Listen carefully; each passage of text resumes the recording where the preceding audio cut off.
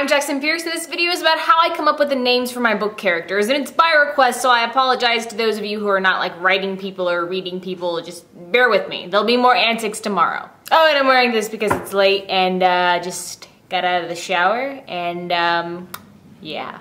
Also, I'm not gonna lie, I figured the screen cap of me wearing this was more interesting than my regular fare, and so it might entice more people to click and watch.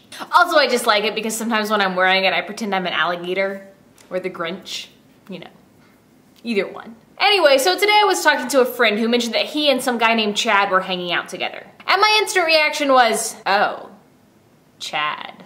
Chad, to me, is a frat guy. Chad smashes beer cans on his head. Chad probably wears football jerseys even though he never played for his college's football team. I don't like Chad. I've never liked Chad.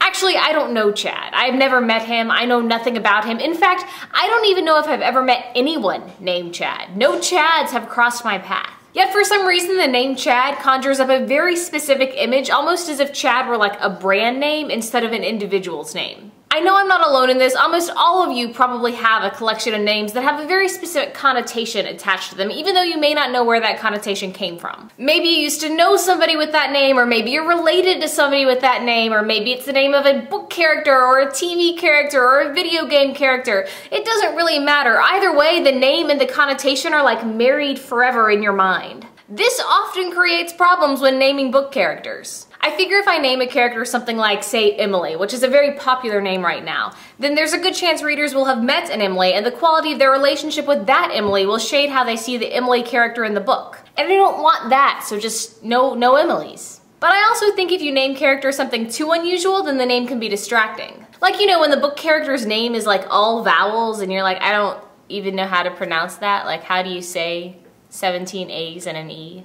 And I also really like for my names to kind of mesh together. You know, I don't feel like I can have Gretchen, Samuel, and Tiffany. I feel like readers will be so busy playing one of these things is not like the other that they won't be able to focus on the book.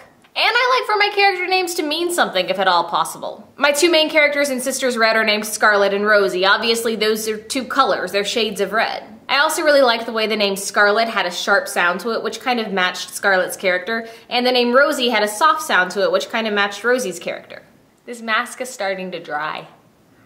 Despite all this, sometimes characters are really easy to name. Sometimes I just know what their names are and that's that. Scarlet and Rosie were like that actually. I always knew what their names would be, but Silas took a lot of work. For a long time, he was just that guy in the manuscript. I had to hunt and hunt and hunt before I finally found the name Silas, which fit him perfectly, but it took ages. So anyway, the answer to how do you name your book characters is, I don't know. It's different every time. Sometimes it's easy, and sometimes it's hard, but it is never, ever Chad. If your name is Chad and you're watching this video, by the way, I am so sorry. I know that it is not fair that I judge your name and I've never met you, but I'm sure you're a really nice guy, so I'm sorry. Don't let my judgments hold you back. You keep on chatting.